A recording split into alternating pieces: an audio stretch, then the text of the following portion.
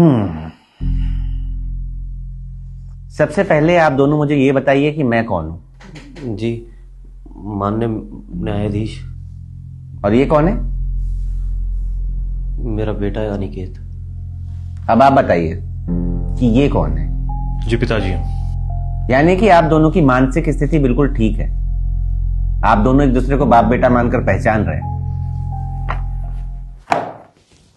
फिर ये क्या है?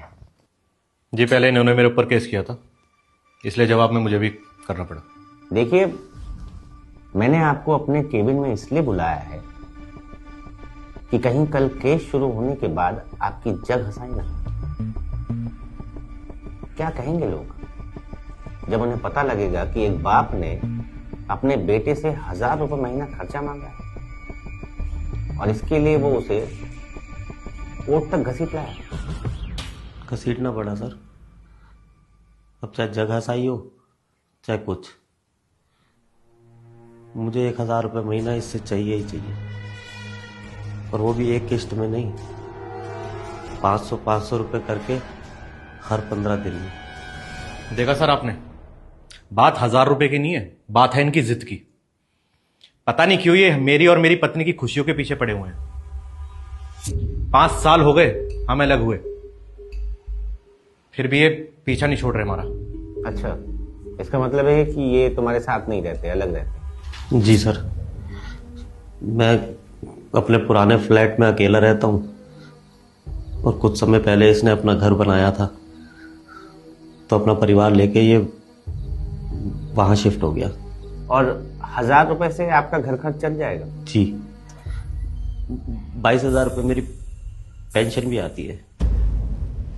जब आपकी पेंशन आती है तो फिर घर खर्च क्यों मांग रहे हैं? वही तो सर, इन्हें मौका चाहिए हमें परेशान करने के लिए, और सिर्फ 1000 रुपए के लिए इन्होंने केस कर दिया।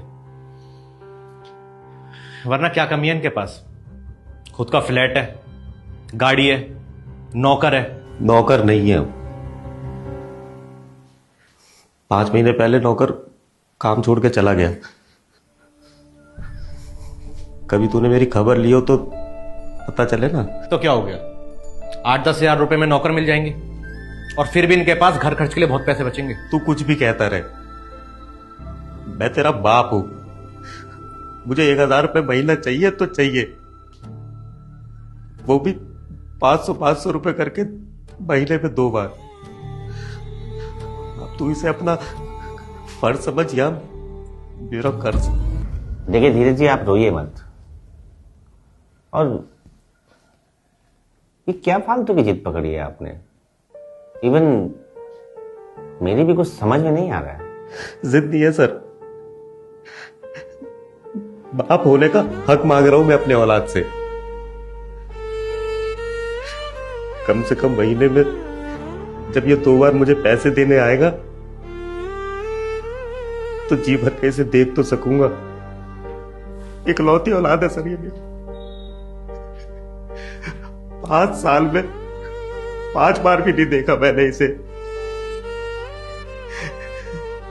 जब से ये अपनी बीवी और बच्चों को लेकर दूसरे फ्लैट में शिफ्ट हुआ है, एक बार भी नहीं पलटा। शायद ही भूल गया कि इसका एक बूढ़ा बाप भी जिंदा है।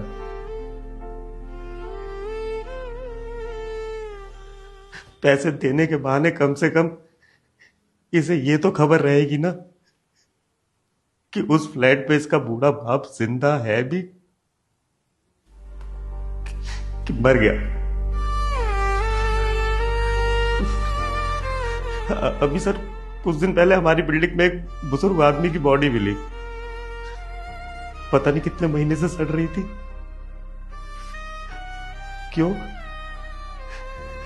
क्योंकि उसकी खुद की औलाद और बहू विदेश में रहते हैं। मैं नहीं चाहता सर कि मेरे हालात भी ऐसे हो। इसीलिए 1000 रुपये महीना मुझे अपने औलाद से चाहिए ही चाहिए। चाहिए।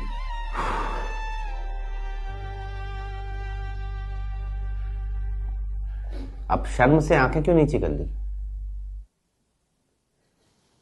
चुल्लू भर पानी में डूब मरना चाहिए तुम्हें।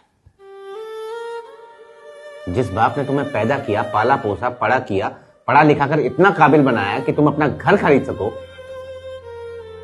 आज वही बाप सिर्फ तुमसे मिलने के लिए कोर्ट तक आ गया। उसे अकेली मौत का डर सता रहा है। शर्म आनी चाहिए तुम्हें, और शर्म आनी चाहिए तुम्हारी जैसी संतानों को। आप सही कह रहे हो सर,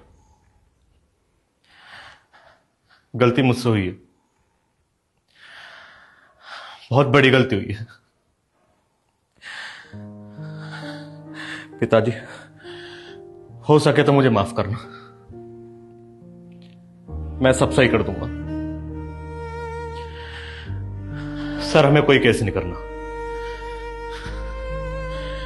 हम चलते हैं सर। चलिए पिताजी।